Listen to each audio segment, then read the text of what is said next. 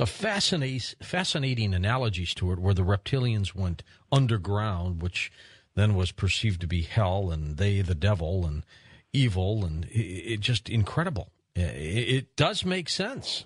Yes, and, it continued after that, because when the Atlanteans finally destroyed themselves, and they also scattered around the earth and created the Egyptian civilization, the Greek, and even it went into North and South America, then a few thousand years after that, the reptilians decided to retake the surface of the earth, but because of their appearance and so much time had passed, humans were not used to them any longer and considered them to be frightening.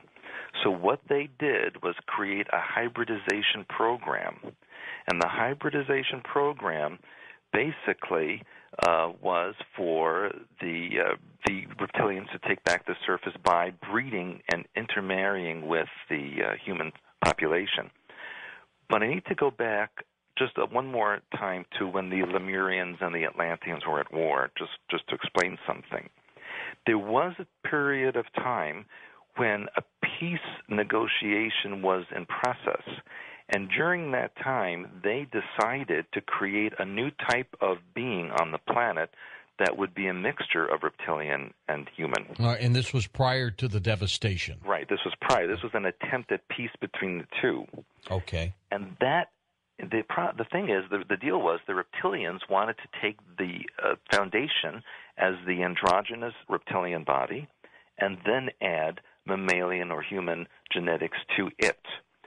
And now this is interesting because in the Bible it says, and people never question this, it says in Genesis, let us make man in our image.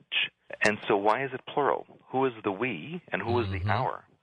And in ancient Hebrew, all references to God are plural. There are no singular references to God as an individual. It is always plural.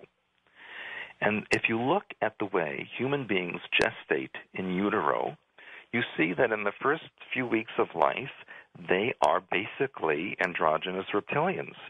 And then mammalian features are added to it during the gestational period. And that's because the genetics are following the sequence in which they were added. So all we have to do is look at how human fetuses develop to see how we start as androgynous reptilians and then finally become mammalian. Could this genetic manipulation, could that have been where the story of Adam and Eve occurred? Absolutely, and the allegorical story of how Eve was created from the rib of Adam is basically about how an androgynous reptilian body was broken down into male and female components. That's an allegorical story of Adam and Eve. Should have asked one of our guests last night who believes he's the reincarnated Adam. I see. Well, we all are in some way, aren't we? Yeah, I guess we are.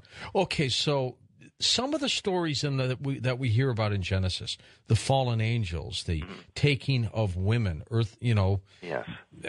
That could have been the reptilians coming down to interbreed, right? Correct, and even the Hebrew word Elohim means those who descend from above. Mm-hmm. It's a reference to basically, that's what we would call people that come down in spaceships.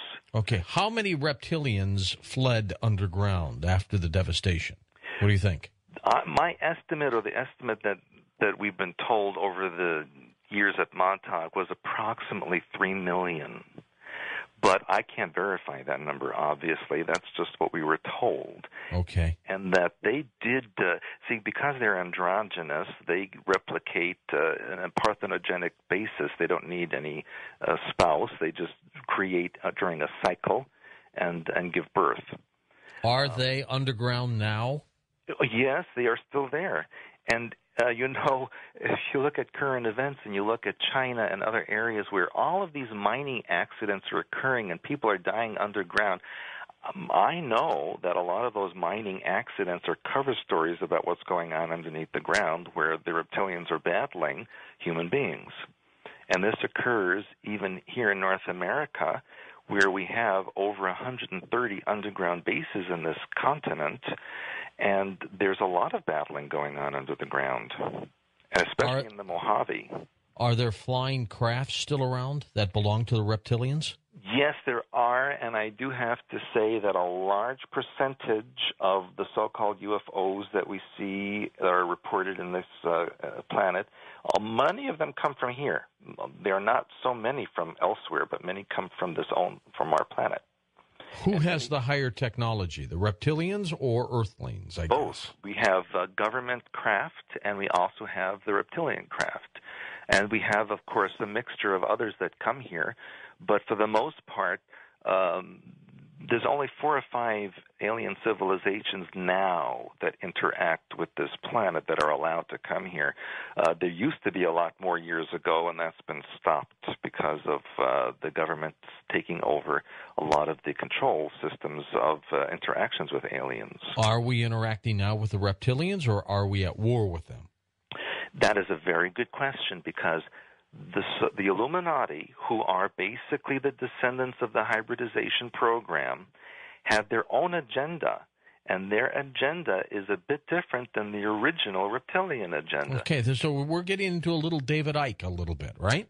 Yes, his information is very good. You know, he's a friend of mine, and we've talked about shape-shifting and how it occurs. If you'd like, I'll give you a brief description of shape-shifting.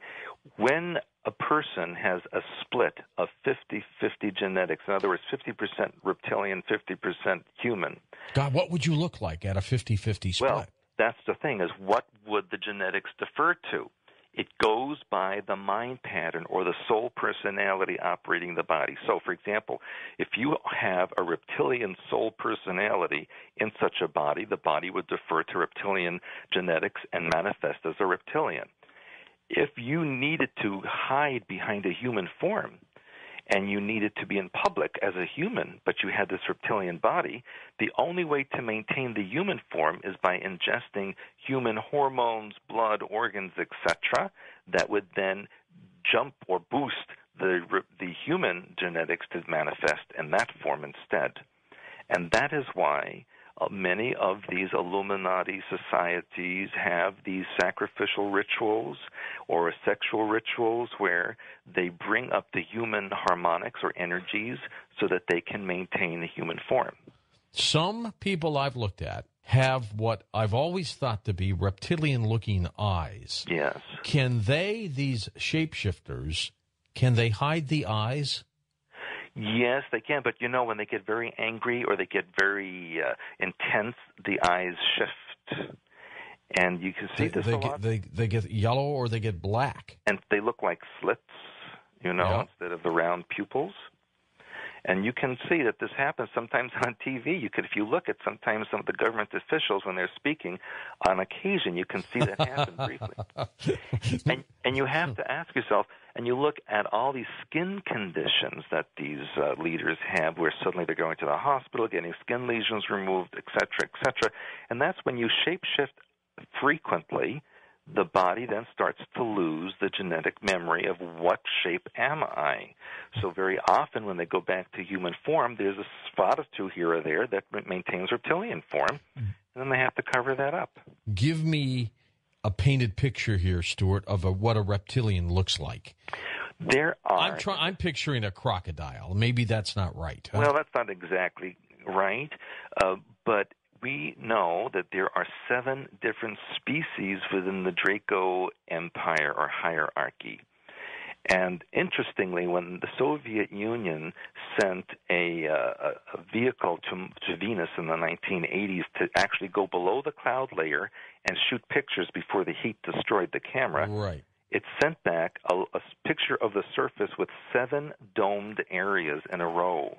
We never saw those pictures. We didn't see the pictures, but in American newspapers, there was an article on it in the late 1980s that said that there were these 7 domed areas, and it went on and on to describe them as being unusual. And then the very end, as par for the course, it said that NASA determined that these 7 domed areas were natural formations. Of course, they're not going to say what they really are.